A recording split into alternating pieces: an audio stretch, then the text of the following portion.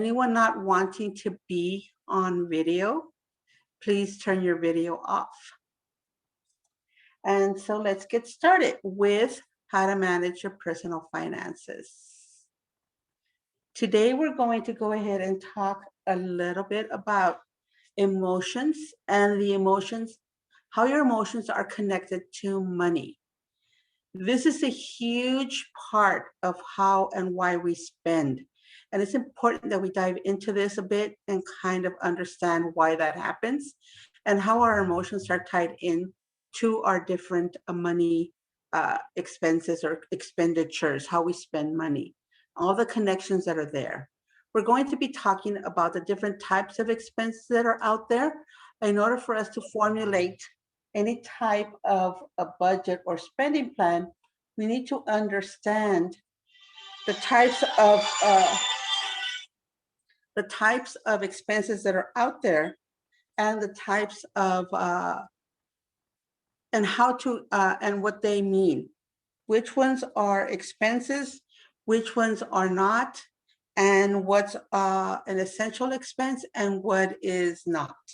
We also want to talk about different opportunities to reduce your expenses and how to increase your income, and the importance of credit, which is also something that's very, very, very important in overall daily activities and for everything that you do and don't do.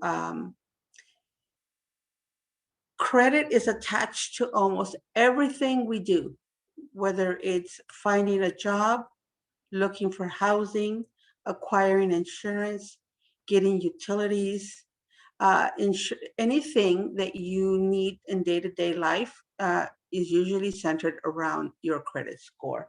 So that's why it's so important nowadays that you have a good credit score. And we're going to talk about how all of that comes together and where those scores are where the values are the highest, so that you're able to start to work on that when we start working with you through credit counseling. Just as a note, there are 4 credit counselors on staff now with the academy. Myself, Delmarine, Sylvia de la Mora, and so is Anna Lopez. So any one of us would be able to assist with credit counseling. So first of all, let's talk about the emotions connected to money. How does it feel when you think about money? And you're okay to open up your mic and just throw out some words on how money makes you feel. Scared. Scared. Yes, scared. It gives me anxiety. Anxiety. Yes, anxiety is another one. How about, so we said stressed, we said anxiety. How about embarrassment, nervousness, concern, insecurity? Anyone else? Frustration. Frustration, stressed. I see stressed on some of the comments. You can also put it in the comments if you feel better to do that. How about sad or elated? When we get those stimulus checks, we're elated, we're happy, right? But once they're talking with the news nowadays, and the talks about increasing or extending the moratoriums and extending the unemployment and people losing their jobs and everything going up, we're also feeling unstable, right? So instability is part of money and how it makes you feel. Power. Yes, it also gives you power. You also can feel happy. Once you see that your savings are going up, or if you see that your investments are going up, or for some of us that have homes, we see that our home values are going up. These are things that make us happy. So money is not just a currency that you use to buy and purchase products. It's connected really connected to our emotions and how we feel about it. And in some of our cases, depending on how we grew up, it also has a very big value system attached to it. So some of us believe that we have certain beliefs in money. You know, some people believe that money is a positive, while other people believe money is a negative. And in some cases, people just think that money is what makes everything happen. And with all of these different types of emotions and different types of thoughts, we end up in a very unstable thought pattern when it comes to how we're going to spend our money. Should I spend it? Should I not spend it? Should I save it? Should I not save it? For example, in my case, I tend to be more of the saver, while my husband is more of the spender. So in his case, he feels and he believes that if there is money, he can buy what he needs to buy when he wants to buy it, and there should be no problem. However, because eventually we're going to not be here and that money is going to be where? In my case, I'm like, well, what if we do live 70, 80, 90 years, and we retire at the 70s? What are we going to do for money for the next 30 years? What's going to happen for us if we don't have the earning potential we used to have before? So for me, it becomes a stressor where I'm trying to work with his ability to want to spend and my ability to say no, no, no. So then we have those little talks where it's like, I don't want you spending so much money. And he's like, well, why can't I? And that sometimes is one of the situations that creates a lot of debate within couples and within families. So it's important that not only being connected or understanding the emotions of money, it's also important to understand what everyone else is feeling regarding that in your own household.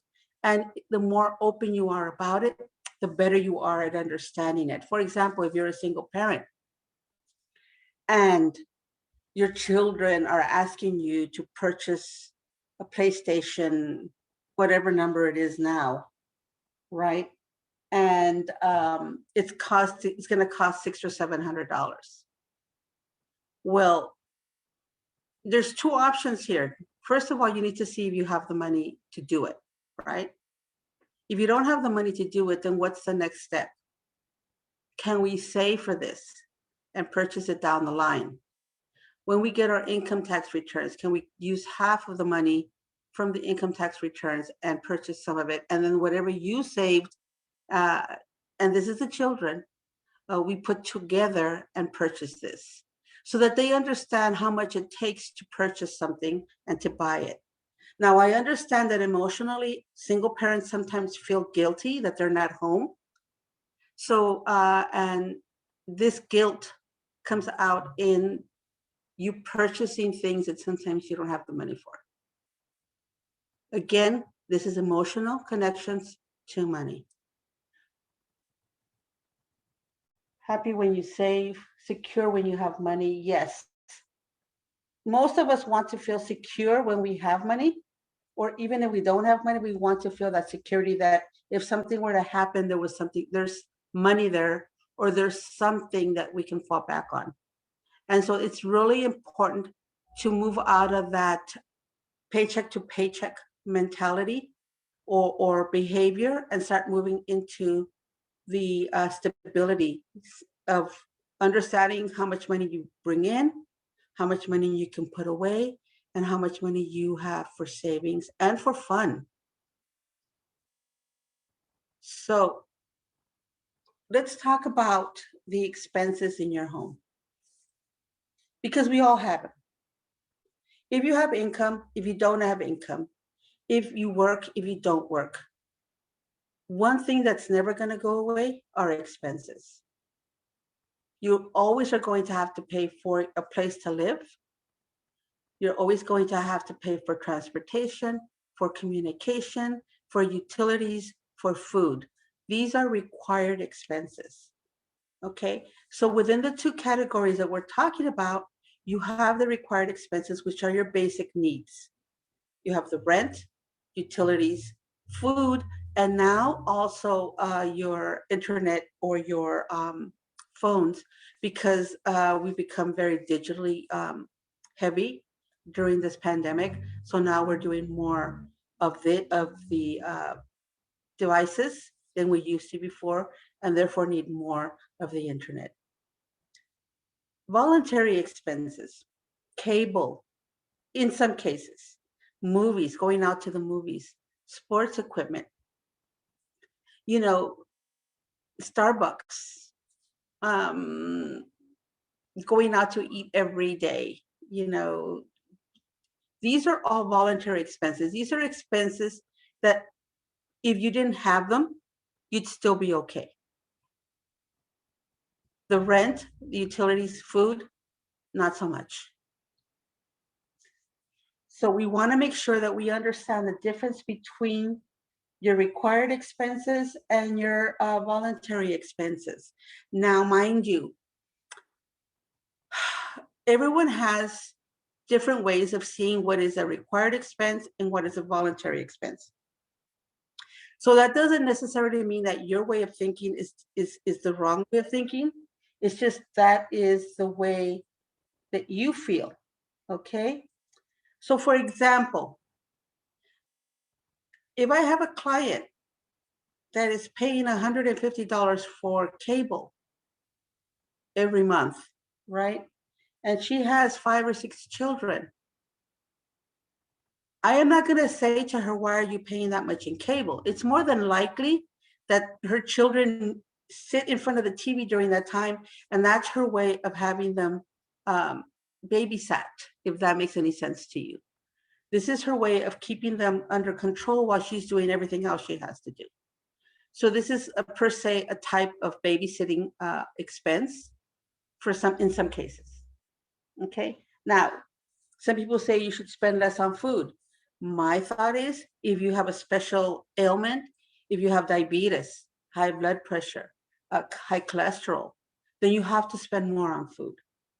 So sometimes when people want to tell you to reduce your expenses here or there, it's not feasible if you have certain situations going on in your life. That's why it's important for you as an individual to understand what your required expenses are and what your voluntary expenses are. It's very different for every single person. Okay. Any questions so far?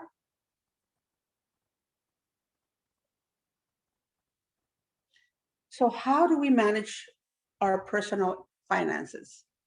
First of all, we need to understand how much money comes in every month, how much income comes out, and how much income comes in.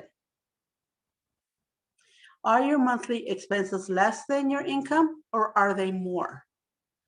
Do you anticipate any kind of reduction in your income? And do you anticipate any increases in your income? Now, here's one of the things that happens. A lot of us don't understand how much income we have coming in. I don't know how many times I ask somebody, how much do you get every month of income after taxes? And the first word that comes out is, it varies. It shouldn't, even if it varies, you should have a sense of your average earned income every month. So let's say that one month you worked 40 hours a week. The next month you work 20 hours a week. After a while, you start to realize what your earning potential is and when you have your ups and your downs within your earning cycles. If that's the case, then you want to take 2 or 3 months, average them out, and figure out, okay, every month, if I average out these 3 or 4 months, I'm going to be making $1,200 a month. Then you can say, okay, I average about $1,200 a month. What does that mean? That the months that you make more money, you're not going to spend it all, because the next month you're going to get less money. So you want to make sure that you have money left over so that the next month it takes over the next month. And the following month, the same thing. So one of the things that you want to be able to do is understand how much income you have coming in. Let me see if I can do this. So I don't know if this is going to work, but let's talk about a circle with your income coming in. Let's say you have $1,200 coming in. All right, sorry for my writing. Half of your income, which is $600 of that, would be for your rent, your utilities, and your cell phone, which are these are your basic needs. So half of your income would go to that. If you're paying $700 in rent, your budget is already off. Your earning potential is already off. What that's telling you is that whatever income is in here, let's say that you're spending $900 in this section, which should only be half of your income. If you times that by 2, what that's telling you is that you need at least $1,800 a month to be okay. Okay? So that's why it's important for you to understand what your income is, how much money comes in, how much money is coming out, so that you are able to understand and set up a spending plan that works for your expenses and your everyday living. Okay? Half of your income is your rent, your utilities, and your cell phone. 1/4 of your income are your household expenses. So what are your household expenses? Your food, your insurance, your laundry, your car payment, your gasoline, your childcare, your cable, and any other monthly expenses that you have every month. Now, let's say that in this instance, you have another $800 there. If this is supposed to be 1/4 of your expenses, 800 times 4 is 2,400, right? So that's telling you that your spending is off balance, right? And there's 2 things you can do. One is reduce your expenses or increase your income. There's only 2 things you can do: reduce your expenses or increase your income.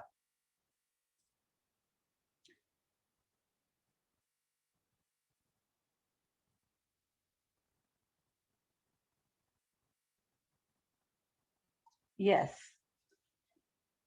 So then in the final section, what you want to be able to spend or set up is also your fund money and your emergency money.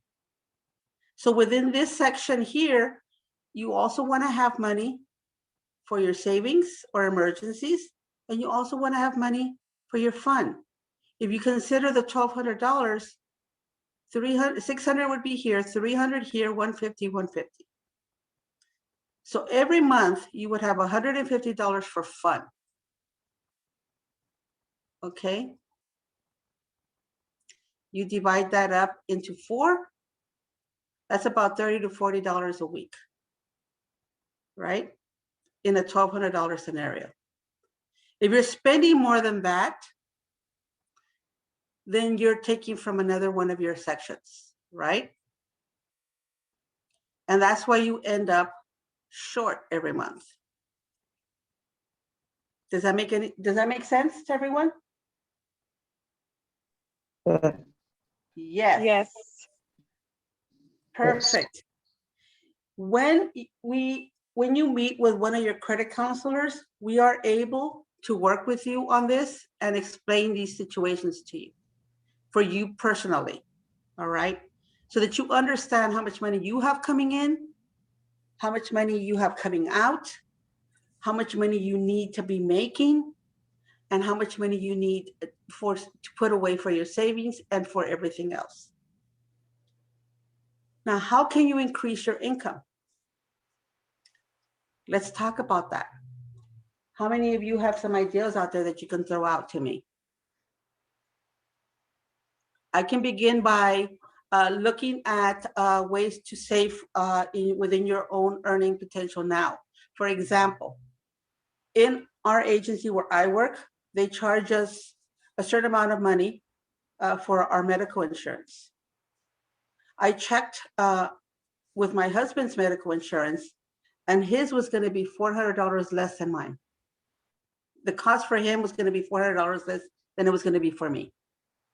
So what I did was I switched my medical insurance. I turned off my medical insurance and we used his and saved $400 a month. The next thing we did was we looked at our paychecks. You'll be surprised how many times your paycheck has errors in it.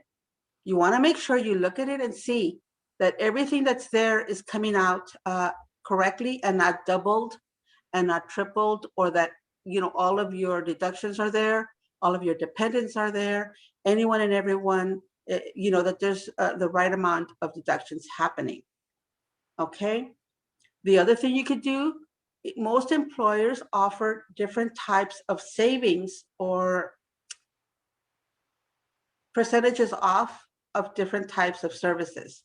For example, we get, I think it's 20% off if we use Sprint, or if we use a certain type of, or T-Mobile.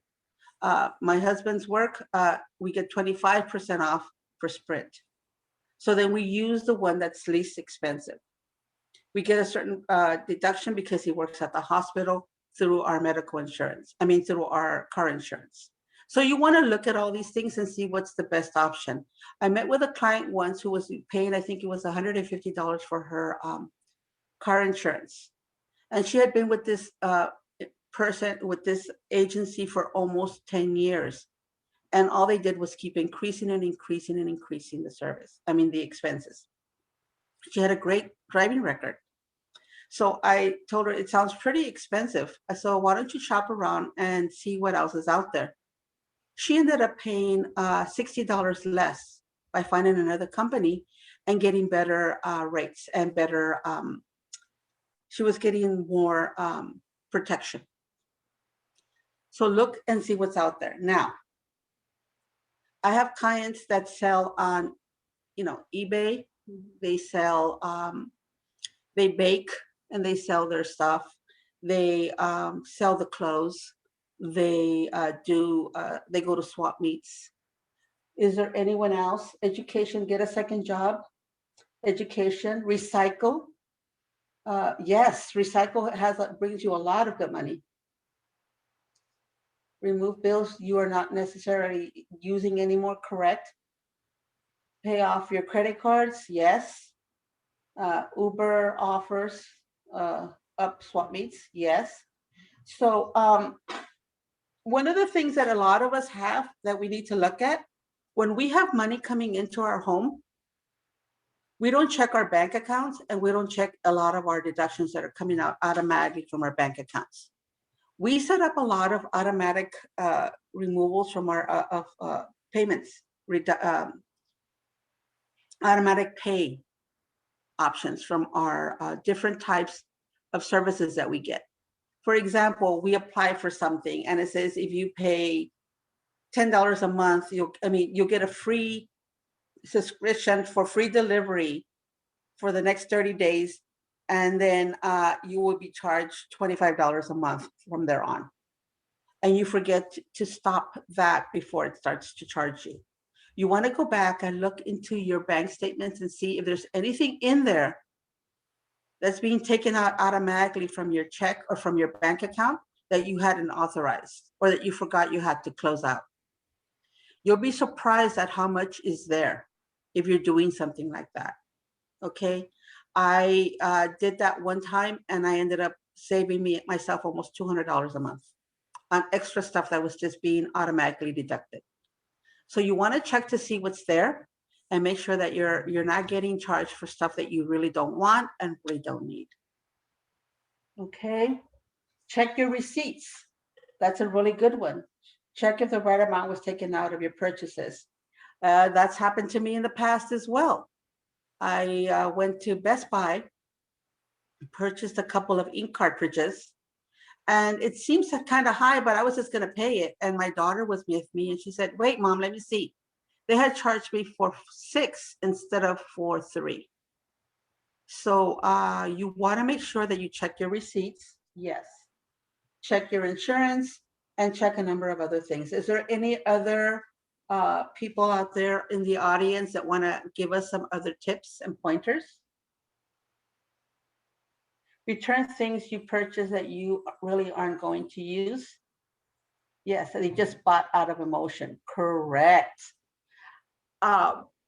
One of the things that we used to do back in the day when we were able to purchase was we would purchase stuff and just buy it. And my trick, because I like to go out buying, was to actually go out and pick everything I liked. And then I would try it out. Everyone knows that once you try something out, half of the stuff that you tried, you're not going to use anymore, right? Then I would put everything away. I would come back the next day, and if it was still there in the little section I put it in, then I would see if I still wanted it or not. Usually I ended up not taking anything because after I looked at the stuff again the second day, I didn't really want it. Now what I do is I buy it online, right? Most of us buy stuff online. And so I put it on hold in my cart, and then I come back and look at it a couple of days later. And usually by then I don't want it. So think about different ways. Think about the type of spender you are. Think about how you purchase things, and think about the way that you would be able to handle not buying as much, using different tips and tricks that are out there. Okay, someone is telling me sell my son's old things and things I don't need at the swap meet. Yes, McCarty and a couple of other increase your income by attending the San Diego Housing Commission hiring recruitment. Yes, put our children who are of age to work. That would be nice. If they want to go to work, it's always good to put them to work if that's a good thing. Babysitting, side hustles, don't overbuy. Yes, just use because of emotions. And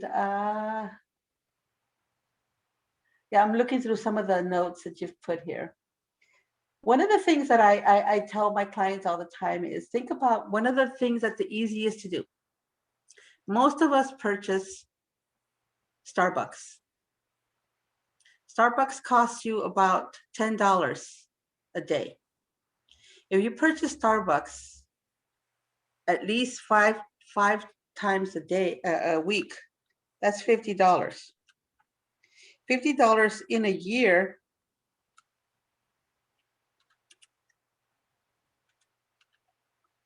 is $2,600 just in buying Starbucks 5 times a week.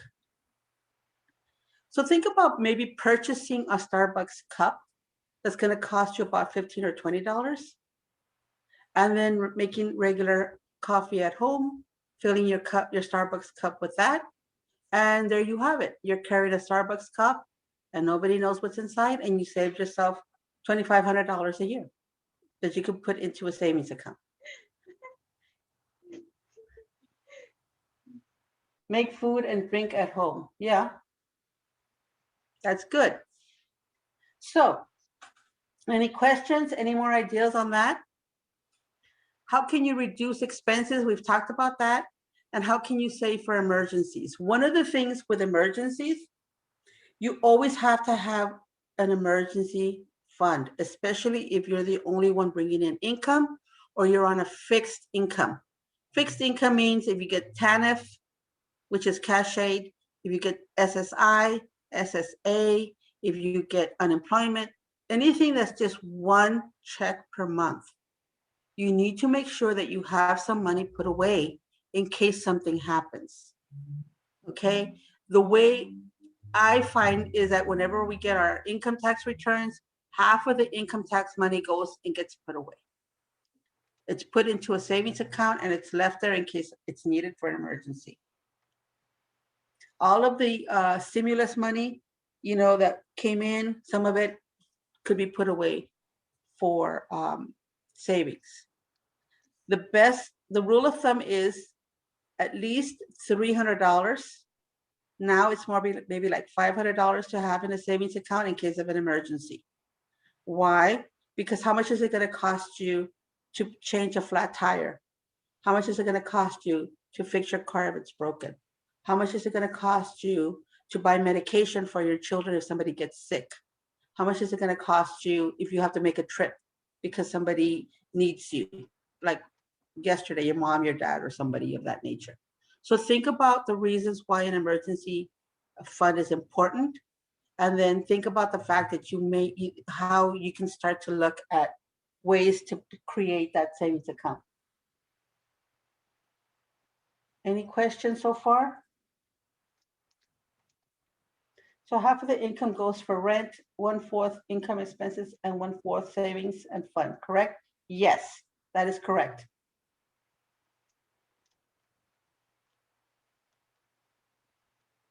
Any change from purchases in a piggy bank savings account and have direct to a new account? Correct.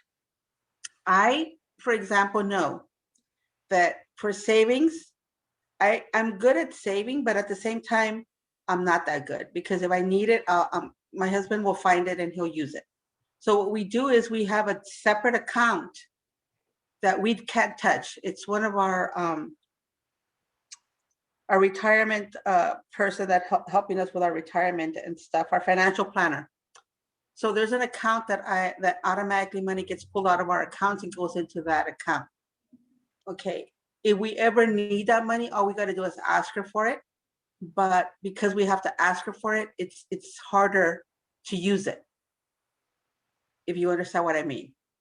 So for us, it's easy to put that money there, and then one day we need it, we can always say we need $1,000 from there, or we need $500 from there.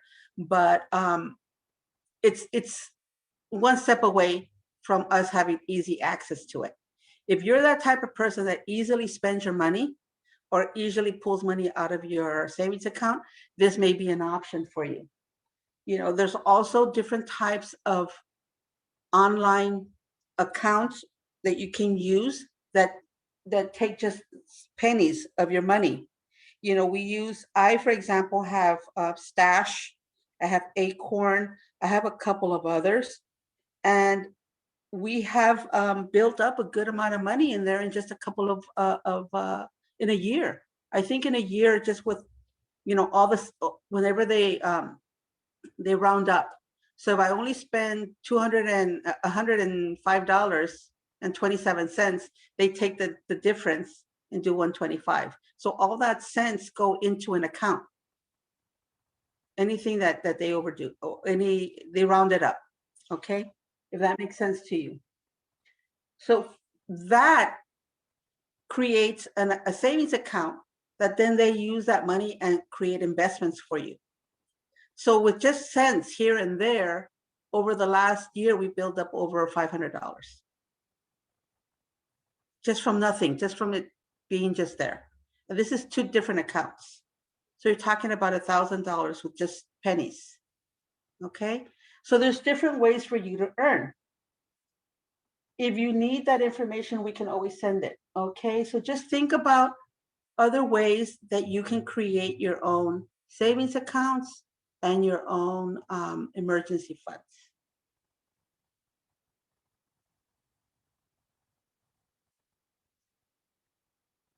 Find benefits and other resources that you may be eligible to receive. Okay, so here's other possible solutions.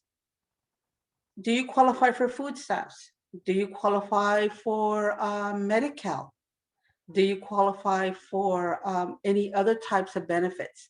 One of the things that any one of the work readiness specialists that work at the academy can do is screen you for benefits and see if there's any out there for you. Okay, it's always important to see if there's something out there that you don't have to, that you can use to subsidize some of your expenses. I know that one of my clients started going to the food banks. She told me she was saving $150 a week just by doing that. Okay. Create your budget or your spending plan. Reduce your voluntary expenses. Take emotion out of cutting expenses. Okay. Don't continue to pay $250 a month for your cell phone bill because all of your kids need to have all of the bells and whistles on their service. If you can't afford it, you can't afford it, you reduce it. If your children are old enough to want all of these expenses, then they're old enough to try to help you pay for it. Do not use your credit cards to offset your expenses because all you're doing is creating more debt for yourself. The more credit card debt you have, the more monthly expenses you have, and the higher your monthly expenses become. Okay?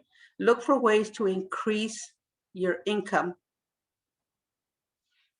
For every $1,000 that you owe of credit card debt, is about $200 a month that you have to pay. Okay? So think about that.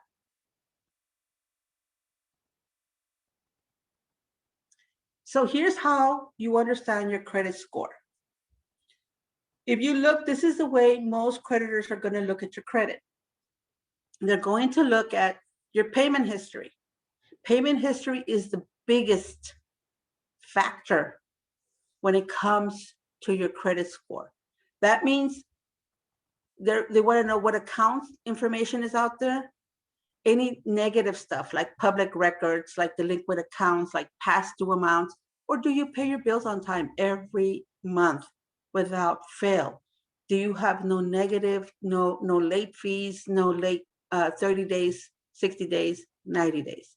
Every time you accumulate one of these factors into your credit score goes down. And it goes down by a lot. And it takes us a really long time to get it back up. Okay, 30% is outstanding debt. So many people tell me, well, I pay my bills on time and my credit score doesn't go over 590.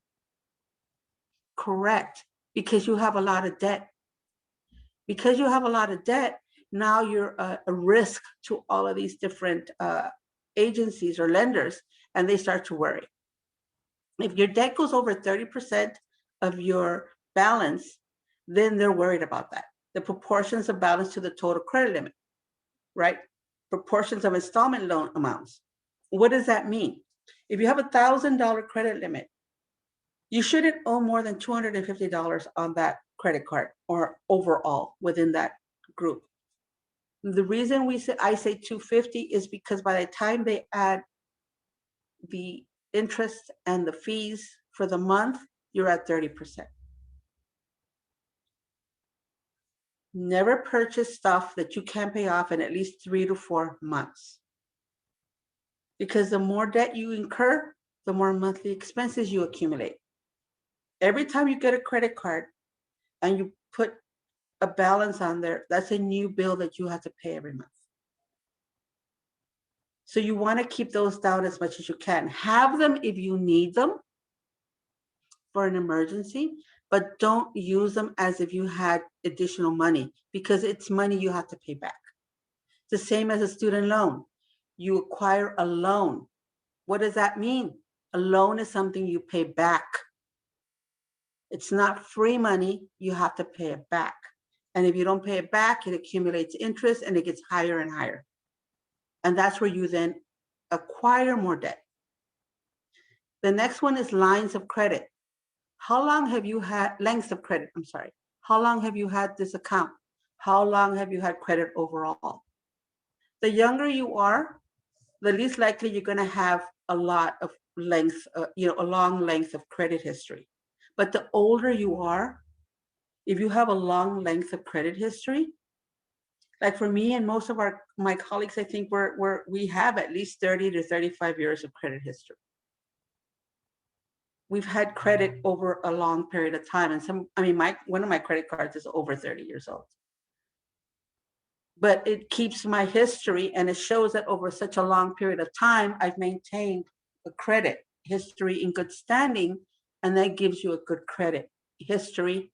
And that length of history gives you a better credit score. New credit lines, this is something that you need to look at and be careful about. You don't need to be opening up 3, 4, 5, 6 lines of credit every year. It's not necessary.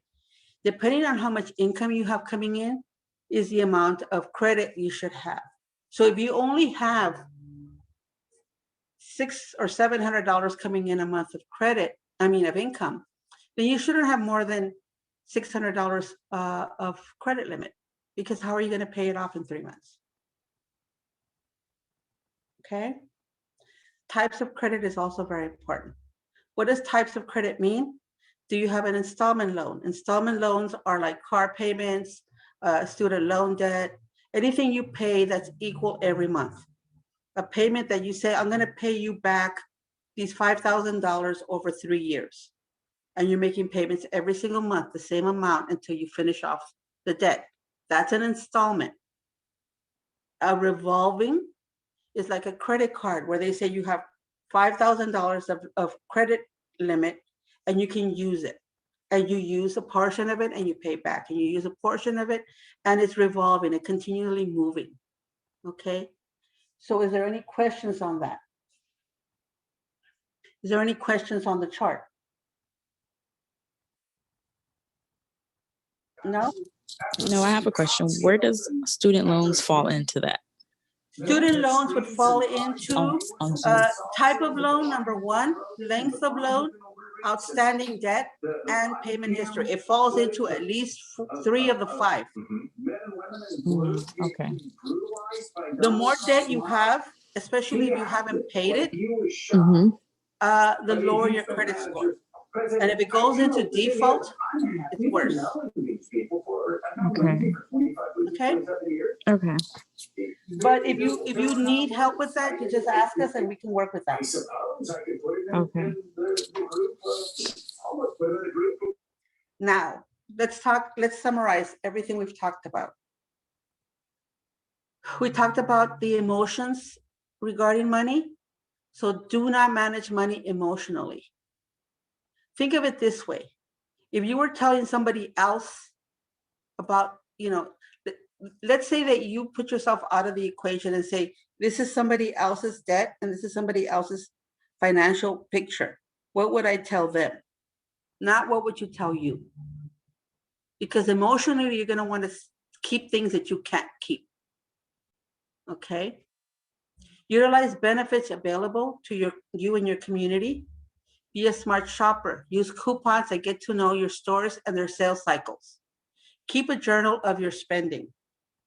This is very, very, very important. You'll be surprised at how many people don't know where they're spending their money. When my husband and I were to purchase our next home, one of the things I told him was, you're spending too much money every month. We used to live in a place where across the street was a 7-Eleven. And every morning he would go to the 7-Eleven and talk to his friends and drink coffee and da-da-da. I started saving 1 month of receipts that he would come and drop on the table. $698 he spent that month on little knickknacks at the 7-Eleven. When you spend without knowing what you're spending, it gets out of control. So always know how much you're spending. Look for ways to save on your required expenses. If you have to pay utilities, MAC is out there, Campesinos Unidos is out there. There's other ways to help you pay or reduce some of your utilities so you don't spend it all by yourself. If you are qualified for food stamps, try to acquire the food stamps, because then you're reducing the amount of expenses on food. So look at some of the other ways that you can do that. Look for ways to cut voluntary expenses, like we talked about the Starbucks and some of the other expenses. And know how to access your credit report. Annualcreditreport.com is a place where you want to go, or you can visit one of the credit counselors, and we will gladly pull a credit report and tell you where you are. Okay? So here we go. These are our upcoming workshops. We have creative ways to increase your income next Tuesday. We have managing your debt next Wednesday. We have loans to avoid. This is really a good one on Thursday. And then later on that same Thursday, we're having a Starbucks work readiness workshop for our youth. I think it's 16 to 24, if I'm not mistaken. But it's going to be a training for our youth to be able to work with Starbucks. Okay. So that concludes the workshop, or at least the presentation. Are there any questions out there from anyone? I don't see any other questions. I did see the piggy bank one, and I'll tell you that my husband loves to use the bus. So he loves to be on the bus. And so all the money that he used to spend on the bus, he now puts into a piggy bank that he has. And he just cashed it the other day. He had over $600 in that account, in that piggy bank, just from the money he saved over the last almost year from not having to take the bus. So believe me that a few cents, a few coins here and there do count. Okay. And if there are no further questions, we're going to go ahead and conclude this workshop. And hopefully we were able to provide you with some really great information. Okay. I love this workshop. I'm trying to put my picture on Zoom. I don't know if I turn off my camera if you can see my picture. Can you see it? No, not at all, John C. Oh, okay.